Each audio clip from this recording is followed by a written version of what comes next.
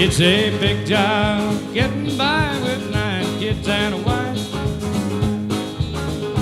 Yeah, but I've been a working man dang near all my life, and I'll keep on working as long as my 2 hands are fit to use. What does the Bible have to say about work, and how did this help to create a middle class? In an earlier episode, I promised you that from time to time we would revisit an article written by Jason Pierce. It's referenced in the comments. The title is 15 Ways Christianity Changed History and Society. Now, in Thessalonians 3, Paul made a blunt statement. He said, "Those who will not work should not eat." The disciples had worked tirelessly, doing various types of labor at the same time while preaching the gospel.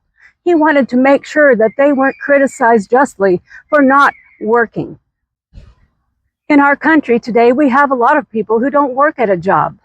We have many benevolent government programs aimed to assist people who are not able to support themselves. Statistics from our last census suggest that somewhere between 22 and 31% of people in the United States rely on one or more of these programs. Note that Paul's statement addressed those who won't work, not those who cannot work. Those who cannot endure the conditions of a full-time job can seek work in other ways, such as part-time work, working at home for the benefit of family, or doing volunteer work. The point here is not to shame those who really cannot work, but rather to emphasize that we should all be busy doing whatever good activities are possible for us. Jesus had great compassion for the poor.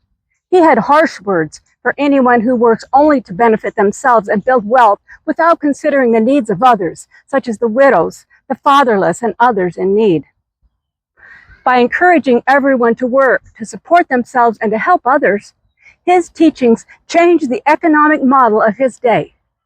Before Jesus, society was mostly composed of the rich and the privileged, and also the poor who did manual labor for little pay. Census data today indicates that about 51% of American households are now considered to be middle class. On the other side of the spectrum, though, are those who have been able to build wealth through applying their education and talents or by receiving an inheritance. Those who have accumulated assets in excess of their needs have a responsibility to give.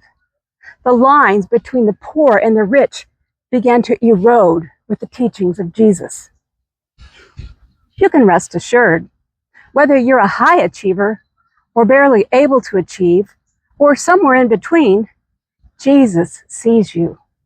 God loves you and has something for you to do. You should really get to know him. While I'm shopping for diamonds bright, children pray for bread.